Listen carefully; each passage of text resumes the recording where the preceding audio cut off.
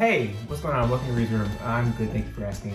Today we're talking about men. Oh, this is gonna be awkward.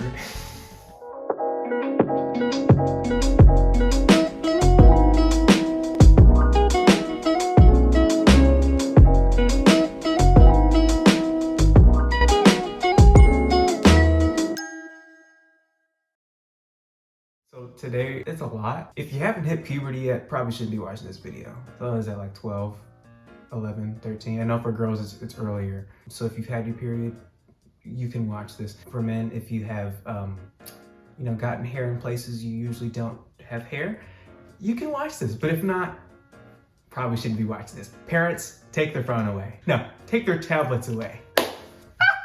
Okay, my followers are like 70% female. I didn't realize that until like recently, so I was like, let me just make some videos for you. I asked people on Instagram, specifically women on Instagram, to send me their questions that they were like afraid of asking their guy friends or boyfriends, or just questions they've always wondered about men in general. In addition, I've asked them to send me questions that they have also wondered about male anatomy. That's why I said, if you have not hit puberty, get out of here. I'm trying to protect you. I want you to have a good childhood, okay? Okay. So I have literally gone back and forth trying to answer them. And these were not like simple questions. These were very, very, very hard to answer. Things like, wow, these women, oh, yikes. So it's gonna be a lot. It's gonna be something different today, a skew off from Reid's Room, but not necessarily, because I do all types of stuff on here. Like I said, Reid's Room is for everyone. And today we're just doing Q&A. So let's get into it. I wrote the questions down and I also wrote my answers down because I was like, I have the answer in my head, but I don't want to be like scratching my head thinking like, what did I say last time? So I wrote it down. Is it recording? I don't want to get up and I'm doing it. Let's see, are we recording? Because it would suck if I wasn't. Okay, we are. First question. How do I know you won't get cheated on and get tired of me if we do long distance? So that's really a two-part question. I separated into A and B. A, how do you know you won't get cheated on during long distance? And B, how do you know you won't get tired of me doing long distance? Let's go with A. What is probably the most important thing when it comes to any relationship whatsoever? Trust. If there's no trust between the two of you, then you really have nothing. Which leads me to my next point, fear. And I like to get biblical at certain things. 1 John 4:18 says that there is no fear in love, but perfect love drives out fear, because fear has to do with punishment. The one who fears is not made perfect in love.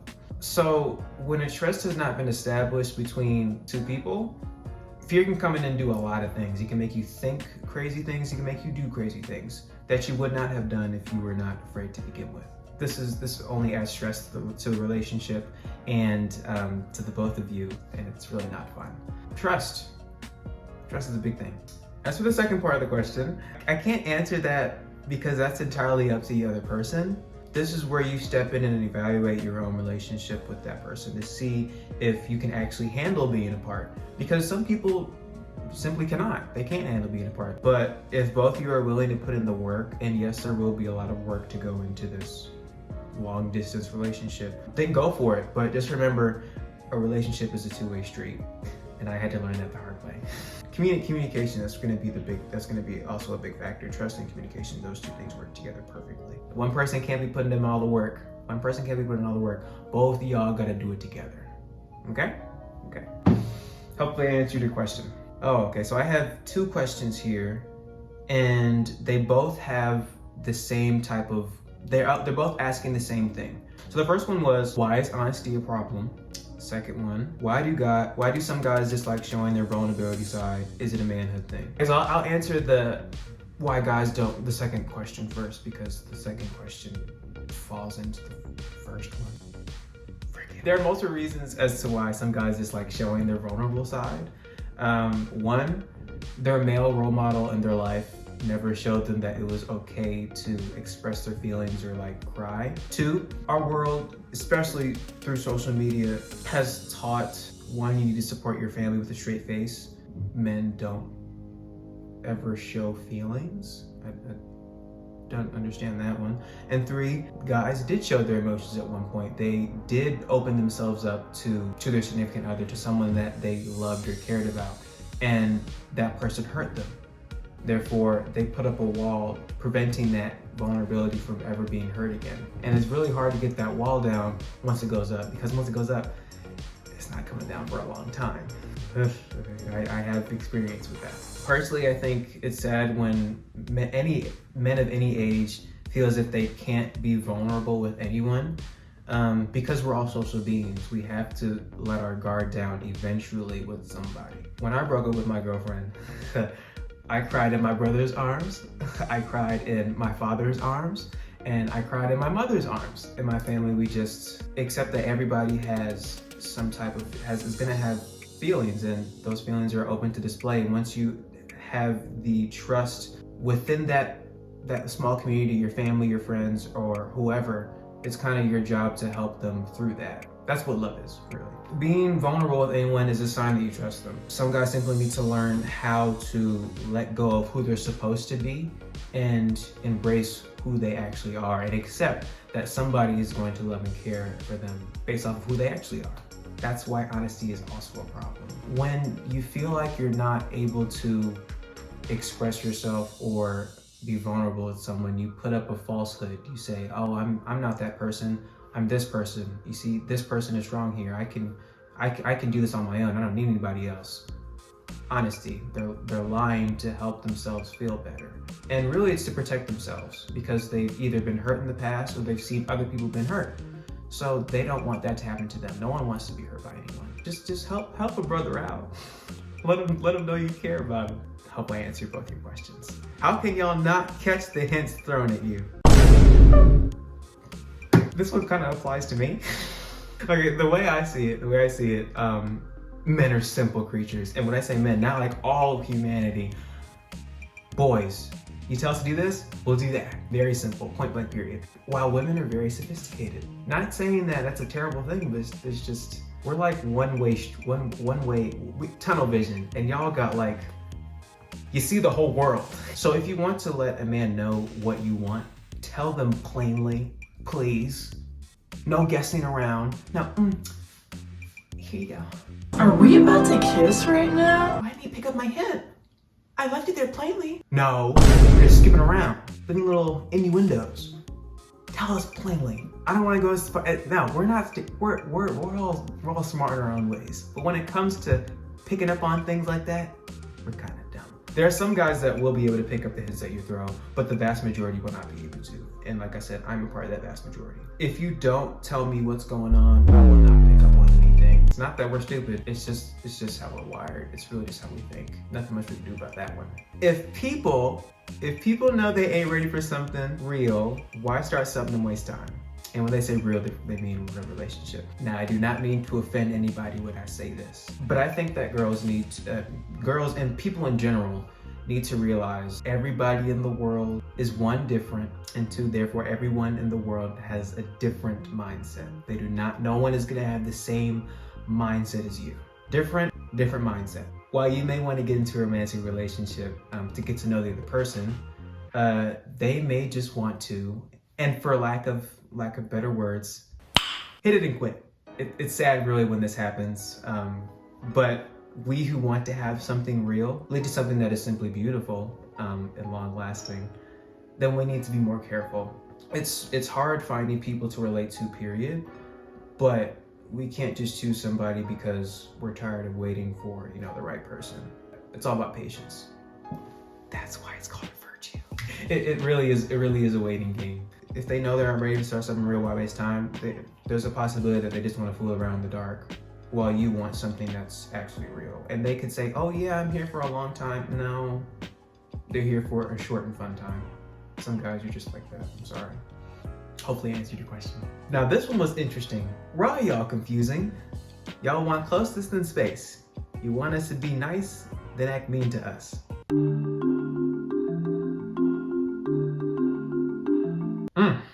It sounds like you're in a bad relationship, but I have a question for you. Well, not just for you, but women in general. Why do girls always seem to go for the bad boys? Because it seems like this was a bad boy. he may be all cute and handsome. Oh, he's beautiful. He's so cute. But then he goes around and treats you like dirt. You don't see the red flags? Ladies, and remember, this is mature people here. Some guys only want you for your vaginas.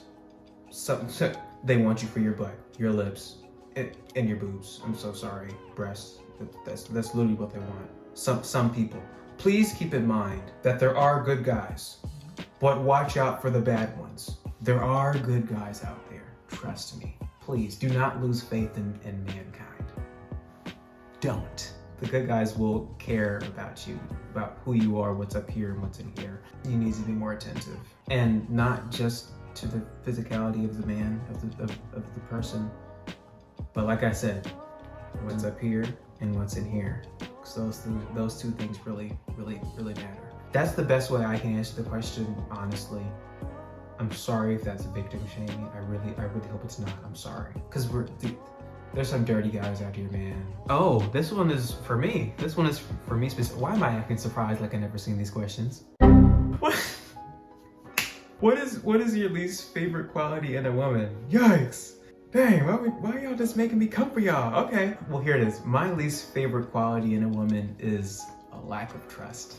I know, trust again. I need you to realize that when I, Andrew, Reid's room Bethia, set my mind on something, it is very, very hard to change my mind. I'm so serious. Ask my mom, ask my dad, ask my brother. FaceTime Avery. Making a FaceTime call to Avery.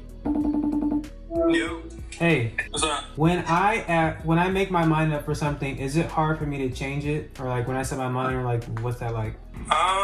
Yeah, it's definitely hard to change your mind. But your mind is set on something. Good luck. If I choose to be with you, my eyes are only on you. Nobody else. I'm serious. I mean, I don't care if the women are beating down my door. I mean, none of them actually are right now. FBI, open up! But like, I don't care if they are. That doesn't matter. We're together. I'm taking myself and opening myself up to you. I'm trusting you with that information. And I believe that the trust should be reciprocal. So if I'm out with my friends and it just so happen to be a girl, I don't need to hear, who's she? What are you doing with her? We've been out so long with her. That's my friend. We are not friends. We're different. Yes, we started out as friends because I think all relationships start out as friendships and then grow into something better, beautiful, amazing. But we're not friends. We're something different. We're friends. It doesn't matter what we're doing. My eyes are on you. Okay? Lack of trust. What really goes on in the boys' locker room? You don't want to know. Like okay, before I answer the question, like I was talking to my friend about this yesterday, and it was a girl. She said there are three people in the locker room. There are people who are trying to change for their game, people who want to talk, and people who want to look. And that scared me, but I was like, wait a minute, you're right. Personally, I was not big into sports. You know, I was and I still am a choir boy. I love singing. Choir, not queer, choir. Choir as in singing. I sing, but I did take PE in middle school, right when everybody hit puberty, and 2 years out of high school. So I have a few experiences of the locker room. Based off of what I've experienced, the conversations that occur inside those four walls are always ranked rated R. If a guy wasn't talking about how much he wanted to be with a girl or how much he wanted to do a girl, the conversation shifted to someone's relationship. It also could have gone to like a series of funny events that the men in the room shared together, or a joning session. There was a lot of inappropriate talk, and there are a lot of awkward silences from the mature people because we were like, y'all really should be talking about that. But I'm not gonna lie, I was in those conversations. Yes, I was immature at that age. It wasn't good. If I can go back and say, Andrew, why? I probably would slap myself. This is before I found Jesus, really. Like I said, if I could go back and change the way we thought, I would. It's sad how little respect guys had and probably still don't have for women. Sometimes unfiltered talk can be healthy, but there's always a line. There's literally always a line, and it's been crossed too many times. What are your plans for our future? Huh? No, I'm not with anyone right now. I'm not talking to anyone, not dating anyone, not seeing anybody, not going steady. This person was like, if you were to be with someone, I'm gonna phrase it like you're with somebody, so it's like you can, okay. Am I still recording? One, I separated this into like 4 sections, so we'll start with one. Uno, we'd start as friends. We start as friends. And if I like you more than that, in other words, catch feelings, then I tell you. If both of us agree to see where dating takes us, then I'll date you. 2, I'm not the type of person to date somebody and play around with you in the dark. The way I see it, when you date someone, you're trying to figure out who they are as a person and potentially how they could fit in your life later on down the future. When I say later on down the future, I mean like as your spouse. Marriage. Just to see how y'all work together. Just to see how we work together. 3, so if I'm dating you, I'm learning about you to look for reasons to marry you or look for reasons not to marry you. If you could gaze into the future. 4, what are our plans for our future? I don't know. Like, no, nobody knows. Only Jesus knows. And I'm totally fine with that. I plan to go to medical school after I'm done with my time at Oakwood and become some type of surgeon. I'm also a Seventh-day Adventist, a Christian specifically, who believes that 1, Jesus is God, and 2, he's coming back to get us someday in the future. Those are 2 very big things going on in my life, medicine and Jesus. So like, here's the real question. Can you handle those 2 things on top of me? Can you handle those 2 aspects of my life in addition to what I have to offer? That's for any lady, really. How do you touch your bed without showering first?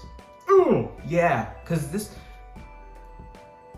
I've experienced this and it's nasty. Now, this is not a gender specific question because both males and females can go around smelling some type of way that is not pleasant. I see 2 viable reasons as to why this happens to people. Number 1, based off of whatever happened during that person's day, it required 100% of their time, attention, and energy. So the lack of energy at the end of the day resulted in them plopping into bed and just knocking out. They were not able to take a shower because they were physically exhausted. It's fine. It happens all the time. It happens to people. Don't worry about it. Just don't let it become a habit. 2, second reason, they were never taught to take daily showers. And yes, it sounds crazy, but that's what happens to people sometimes. That's what happens when parents don't teach their children properly how to take care of themselves. You have to realize that everyone that you know or everyone that you don't know did not grow up in the same circumstances or the same lifestyle as you did. I promise I don't have COVID. They didn't grow up the same way you did. Some people growing up could have been very reliant on their parents. They did not think on their own. Hey son, it's time to eat. Oh, I didn't even know I was hungry. Okay. Son, did you brush your teeth today? No, I didn't. Hey Mary, did you wash your clothes? Oh no, I forgot. Things like that. Someone's always constantly reminding them to do things or telling them to do things, and then they do it. But there's never a moment where they're like, my breath kind of smells bad. Maybe I didn't brush I should go do that. There's no thought process. So when they get on their own, they don't know how to take care of themselves. But those are the 2 reasons as to why I think some people don't touch their beds without showering. They touch their beds without showering. And then when we encounter those people, we have to tell them, but not in a way like, bro, you stink. Or like, sis, no, we can't, that's not right. That's not love. Take them to the side, have a conversation with them and tell them like, hey, did you take a shower last night? No? Okay. Well, I'm asking because there's a smell coming from you right now, and it's not good. And people are talking about you. You need to have those conversations, and people don't want to be uncomfortable and have those conversations. Nobody wants to.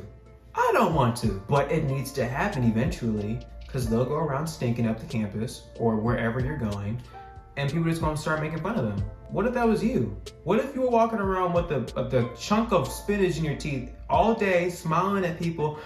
Hey guys, such a great day. and nobody said anything to you. And then when you got back to your dorm or to your room, you look in the mirror. Oh my goodness! Nobody saying, how would you feel? You'd be hurt, like, dang, nobody want to say anything? That's how they feel. Well, if they're cognizant, that's how they feel. But sometimes they just don't know. So you have to tell them. Why do y'all overcompensate? Ooh, that's a big one. Let me see if I'm still recording real quick. Deep questions here, deep questions. For some reason, people think that the more you have, the better you are and the cooler you are. This applies to like material possessions, money, friends, like likes and followers, the amount of likes and followers you have on social media, Instagram, Snapchat, all that. And the size of your penis. But you can look at it like this. We have two friends. You have James and Maxwell. Now, James and Maxwell are comparing the amount of likes they have on pictures that they posted on Instagram. James knows that Maxwell has more likes than he does. So he brings up the amount of followers he has, the huge amount of followers that he has compared to his friend. In doing this, he's distracting his friend from figuring out that he has less likes than he does. Do you understand that? Distraction. Ooh, I'm not over here, I'm over here. It's the same thing for penises, really.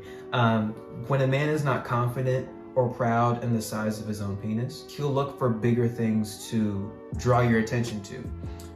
These overcompensations can look like a man always being like loud or trying to be funny 24/7, or him showing off how much money he has, or like designer clothes, like my Gucci belt.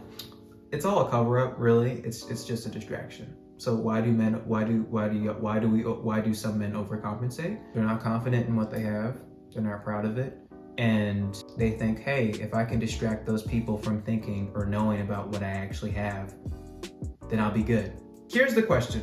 This was very uncomfortable. I asked over a dozen men about their penises, so you better be watching this video. But it is what it is. So when a man tucks his penis, when they say tucks, it's in between the legs, does it hurt? And what happens if you get an erection while it's tucked? A, when a man tucks his penis, does it hurt? B, does it hurt flaccid or when erect? There's a right and a wrong way to do it. Does it hurt tucked flaccid? Flaccid means, I'm pretty sure you've all have seen an erect penis. So think of this as a penis. This is what it's like when it's erect. When it's not, it's like down. It's not filled with blood anymore. It goes down to its resting position. That's usually how you see it when we're peeing or just we're walking around, not thinking about anything. So that's what the word flaccid means. Does it hurt tucked flaccid when you just put it between your legs when it's flaccid? No, it doesn't hurt. At least one person said it's uncomfortable. It doesn't hurt, but it's not something that is desirable. Like right now, I have my legs crossed. And yeah, it's a little uncomfortable, but it's not like, oh, pain, death by 1,000 knives. No, it's not. It's a little uncomfortable, and we can't stay like that for a long time. So eventually it will like hurt, I guess, but it's not gonna be like, oh, terrible. That's one person. That was one person. 12 people who said that it hurt tucked when erect. Because when it is erect, when there's blood, when blood has circulated all the way to the head of the penis, it's gonna want to stay forward. It's gonna want to stay out. Yes, it can go up and down. It can go up and down, or like side to side, but it will stay straight and hard the lifetime of the erection. When say you're sitting down, if it wants to be out like this and you're tucking it down, that's going to be very uncomfortable, especially if you're sitting down on a hard surface.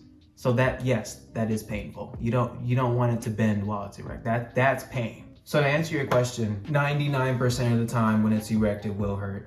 And when it's flaccid, it's not going to, when it's tucked in between your legs. And here's the last one. Now this question was kind of weird, and it kind of just cut off in the middle of it, and I was like, okay, cool. So I just filled it in myself. So here's the question.